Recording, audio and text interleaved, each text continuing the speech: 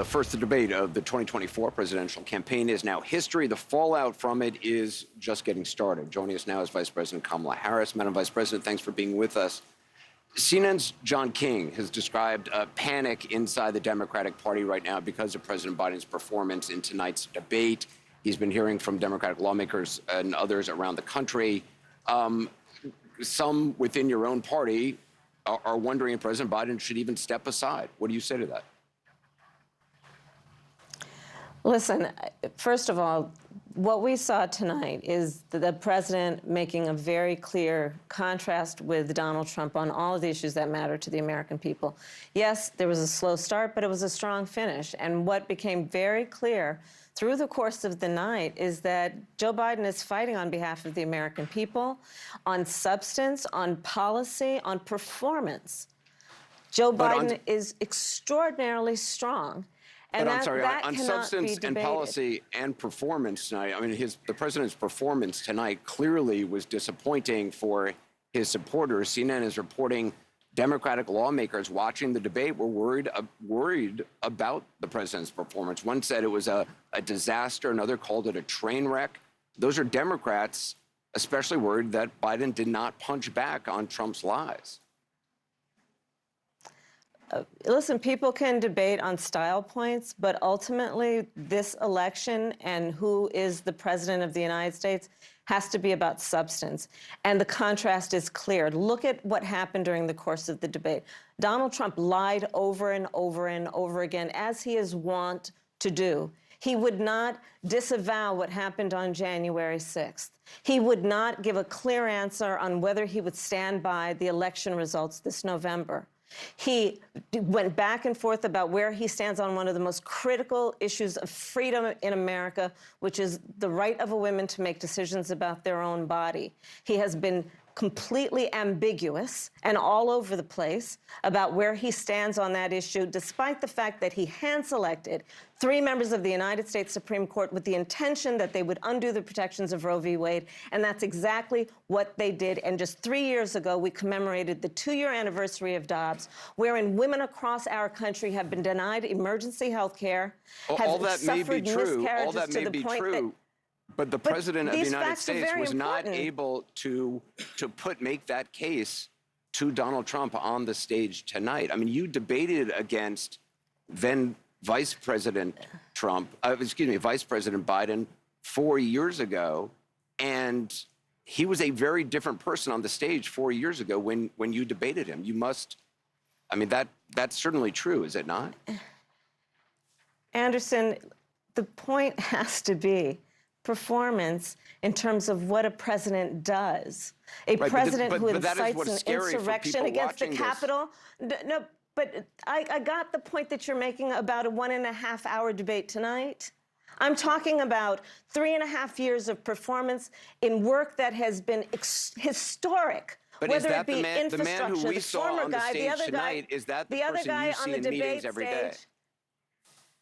The person that you saw on the debate stage that has, for the last 3.5 years, up until today, performed in a way that has been about, whether it be in the Oval Office, negotiating bipartisan deals so that we have an infrastructure, a real infrastructure plan where we're putting trillions of dollars on the streets of America to upgrade our infrastructure. Whether it be the person I see in the Oval Office who is meeting with heads of the military and the intelligence community and in the Situation Room, ensuring the safety of America. The person I see in Joe Biden on the world stage, convening world leaders who often ask for his advice, most recently just during the G7 conference. So I'm not going to spend all night with you talking about the last 90 minutes when I've been watching the last 3.5 years of performance.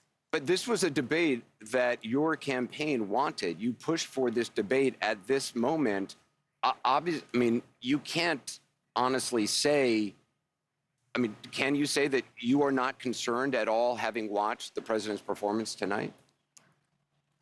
It was a slow start. That's obvious to everyone. I'm not going to debate that point. I'm talking about the choice in November. I'm talking about one of the most important elections in our collective lifetime. And do we want to look at what November will bring and go on a course for America that is about a destruction of democracy, electing a man who has said he'll be a dictator on day one? Or do we want to continue on a course that's about strengthening America's economy, building and creating 15 million American jobs, over 800,000 manufacturing jobs? I got that this is the afterplay for the debate, this conversation that I'm in, and I understand why everyone wants to talk about it, but I think it's also important to recognize that the choice in November between these two people that were on the debate stage involves extraordinary stakes. And there's one person on that stage who has the endorsement of their vice president, and that's Joe Biden. Mike Pence is nowhere to be found in supporting Donald Trump, and that's why he has to look for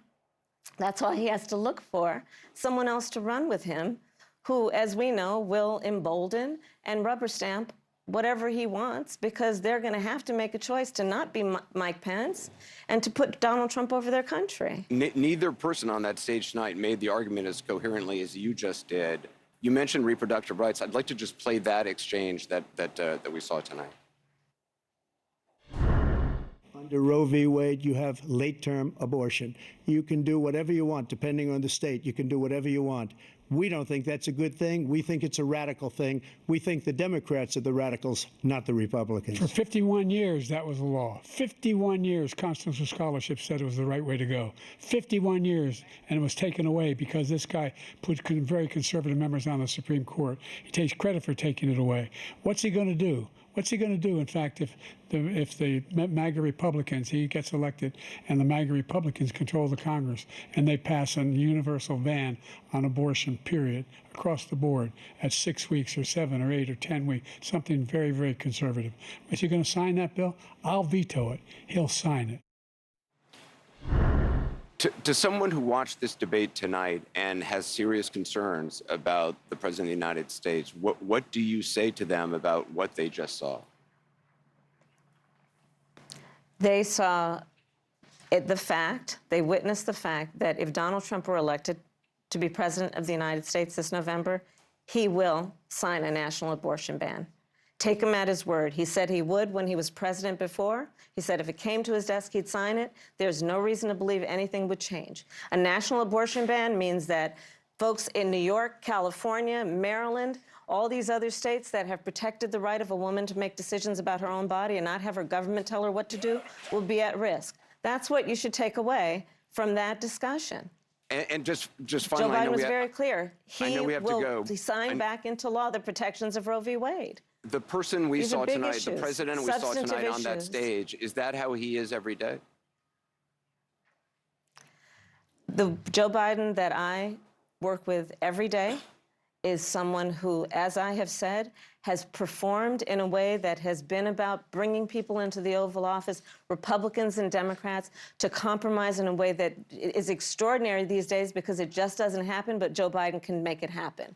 The Joe Biden I see is someone who goes to our allies around the world and strengthens NATO to the point that there are 2 new members of NATO who just about 4 years ago, people said, is NATO even have a reason for existing? The Joe Biden I know is someone who has delivered 800,000 new manufacturing jobs and bringing manufacturing back to the United States, not shipping jobs out like Donald Trump did. So that's the Joe Biden I know. Vice President Kamala Harris, I appreciate your time tonight. Thank you. Thank you. Good to be with you.